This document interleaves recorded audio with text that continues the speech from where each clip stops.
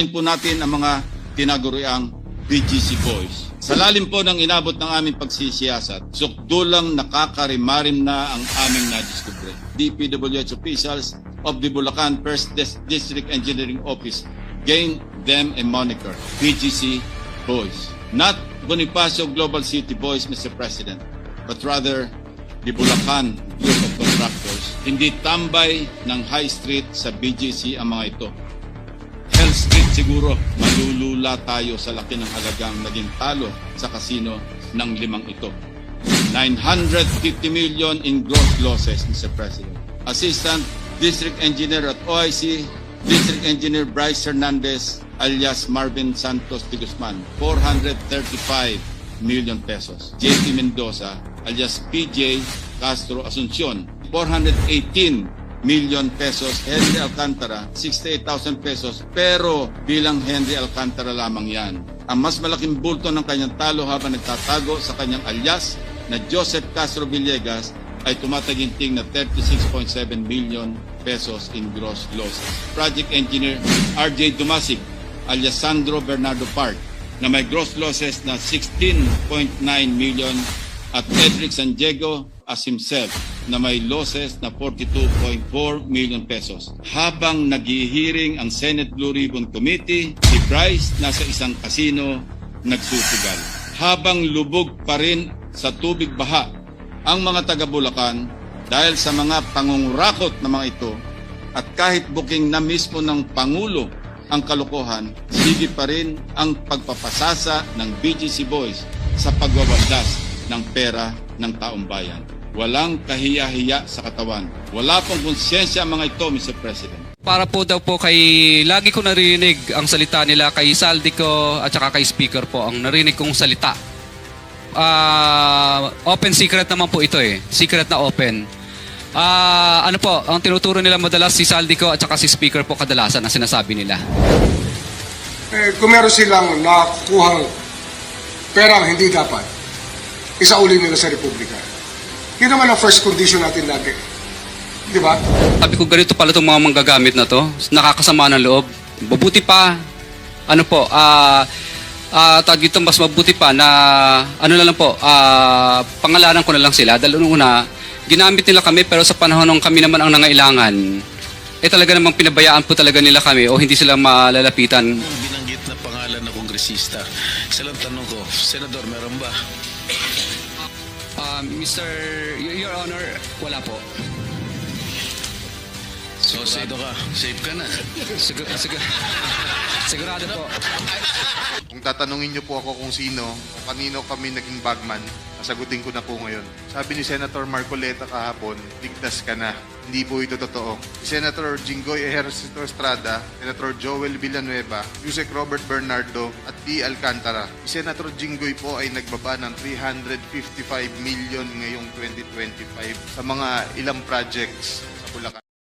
Okay, yun ang bahagi mga kapatid. No? Nagkalaglagan na talaga. Pero, ano nangyari? Sa investigation sa Kamara, abay, biglang kumambyo ang mag-asawang Diskaya. Diba? Open umano.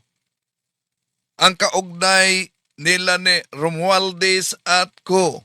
Pero pagdating sa Kamara, anong sabi niya? Gusto ko iparting din kay Speaker po at saka kay Saldico na baka po nagagamit lang po ng mga politikong ito ang inyo pong pangalan.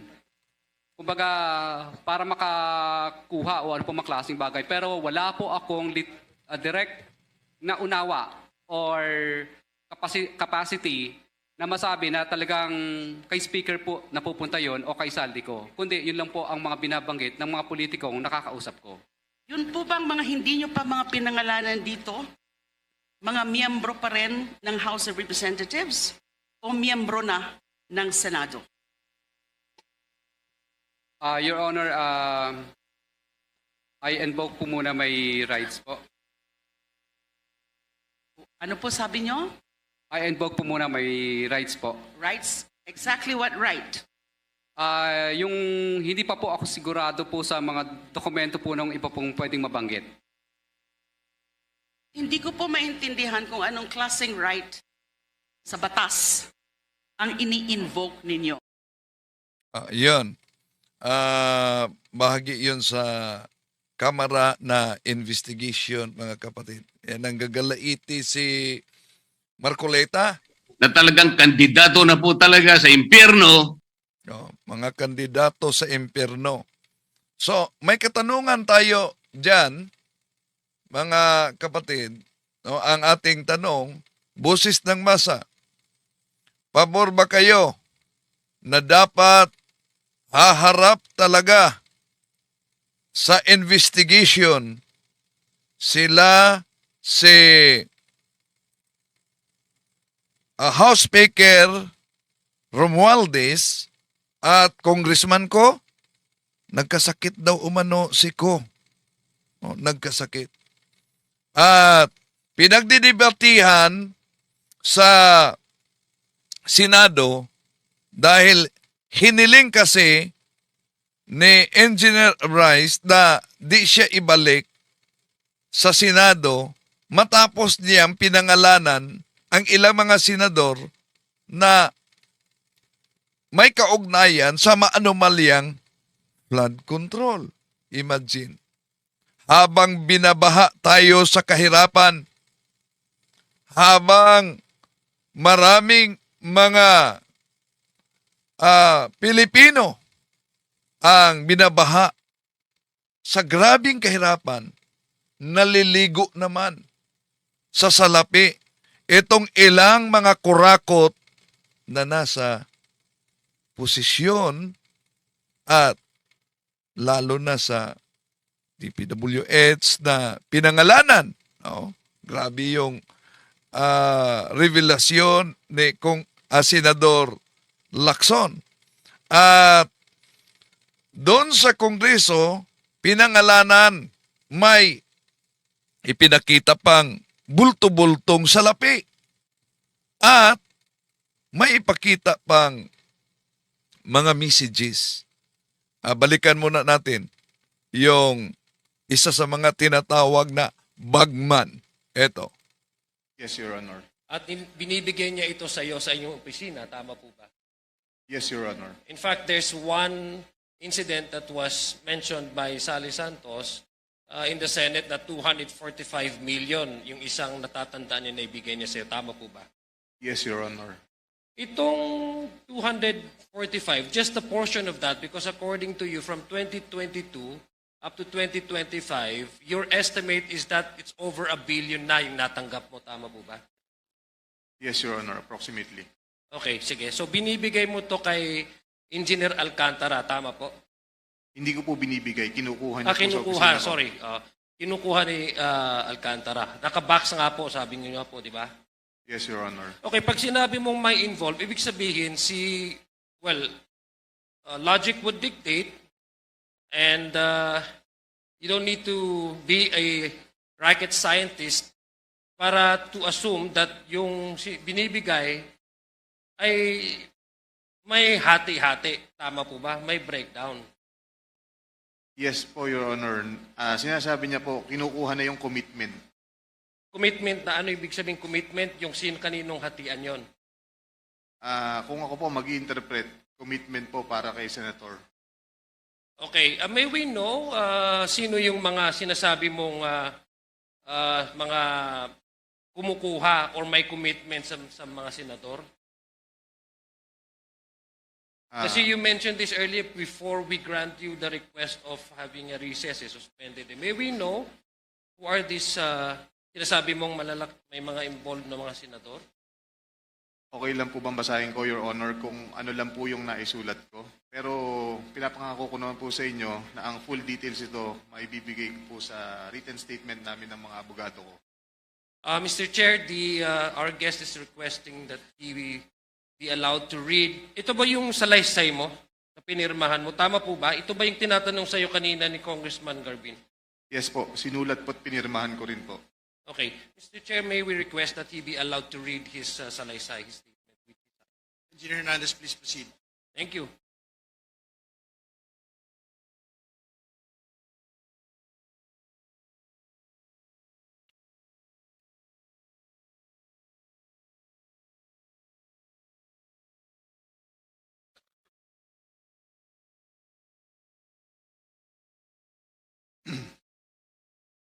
Good morning, Your Honor, Mr. Chair. Ako po si Bryce Erickson Hernandez, dating Assistant District Engineer ng Bulacan 1st District Engineering Office. Ako po ay na-contempt kahapon sa Senate Blue Ribbon Committee.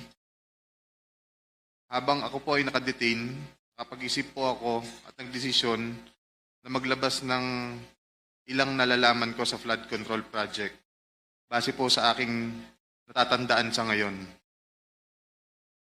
Tama po si Senator Lacson na ang mga engineers ng DPWH ay tila naging legman o bagman na lang. Kung tatanungin niyo po ako kung sino o kanino kami naging bagman, sasagutin ko na po ngayon.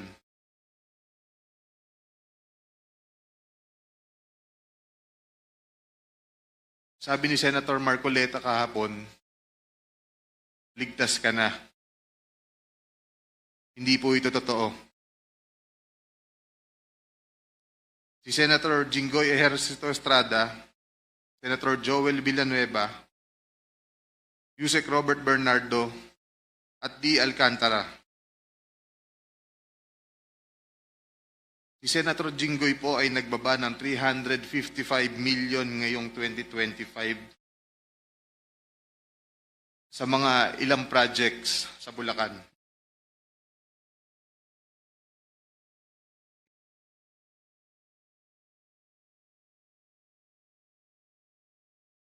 At ang sabi po ng boss ko dito ay 30% ang commitment dito.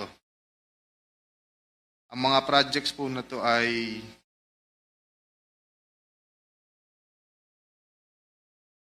construction of flood mitigating structure with pumping station and floodgate phase 3 sa Hagonoy, Bulacan. Flood control mitigating structure with pumping station and floodgate sa Malolos, Bulacan.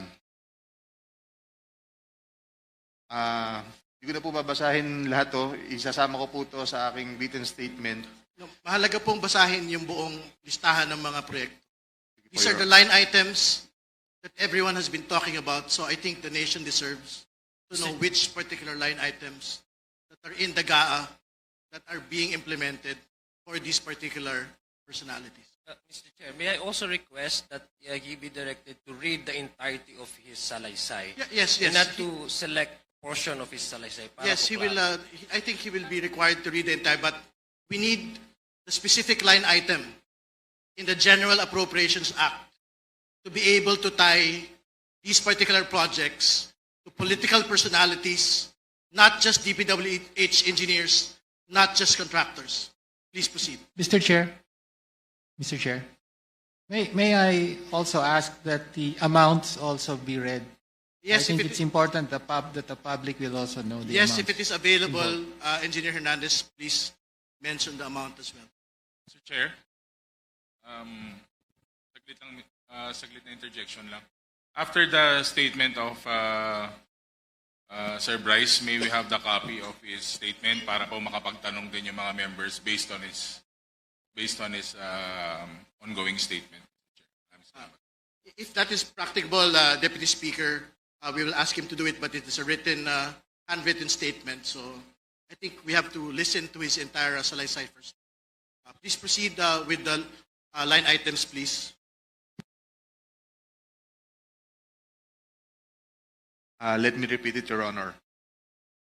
First, construction of flood mitigating structure with pumping station and floodgate, phase 3, Barangay Mercado, Hagonoy, Bulacan, with an allocation of 60 million pesos. Number 2, construction of flood mitigating structure with pumping station and floodgate at Mambog Creek,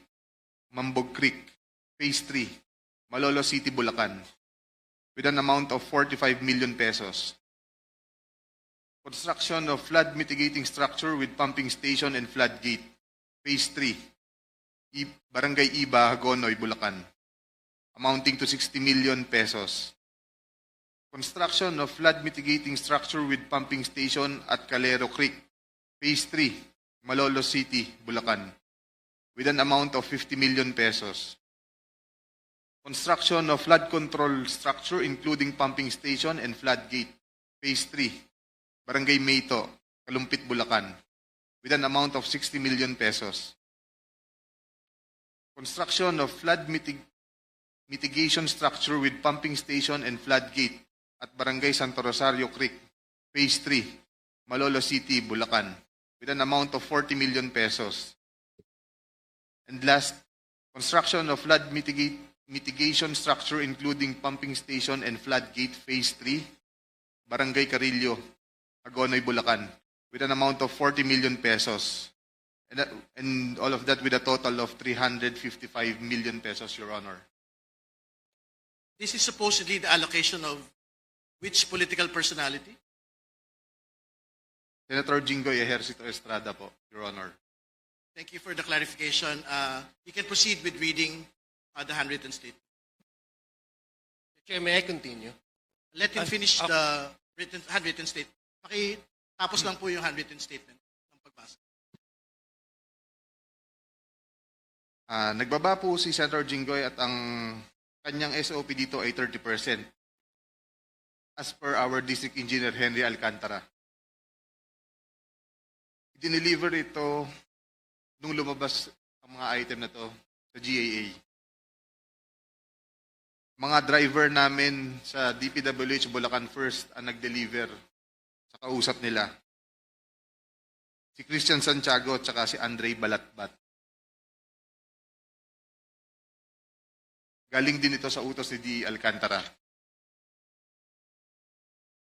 Noong 2023 naman, ay naglabas ng 600 million si Senator Joel Villanueva at ang SOP nito ay 30% din.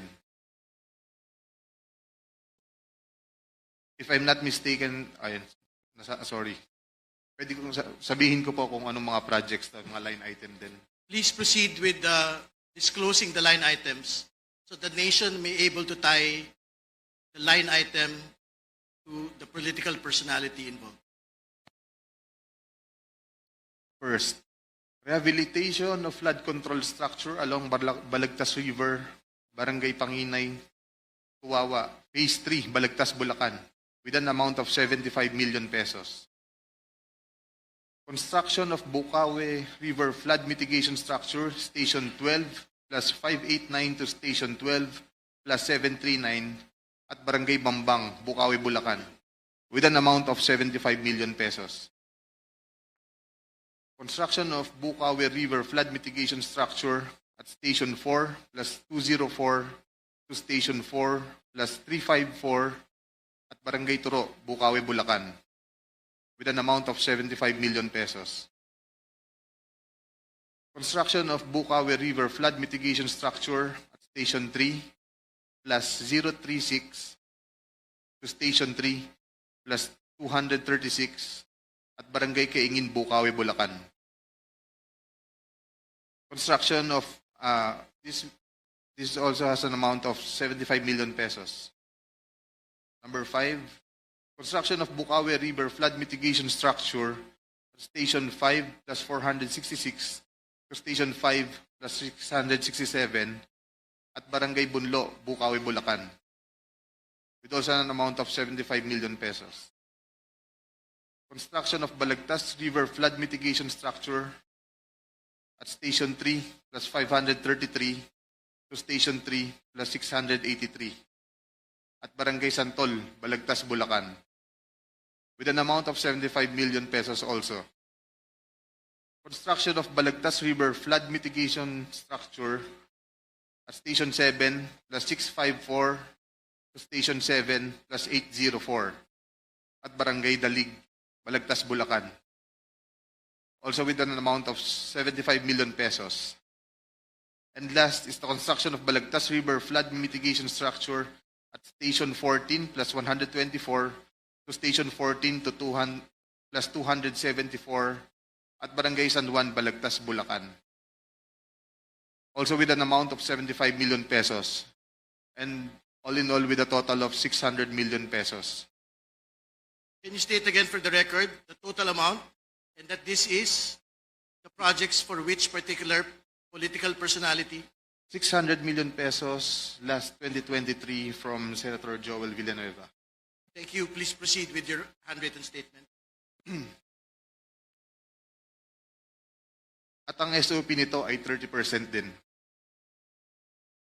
Binigay din ito nung lumabas sa GAA at i-deliver sa bahay niya sa Bukawi ni D. Alcantara at dating hepe ng aming construction si Engineer JP Mendoza. So ito, nagkalaglaga na. At habang busy sa investigasyon ang Senado at ang Kamara, may nangyaring kudita, di ba? Kudita.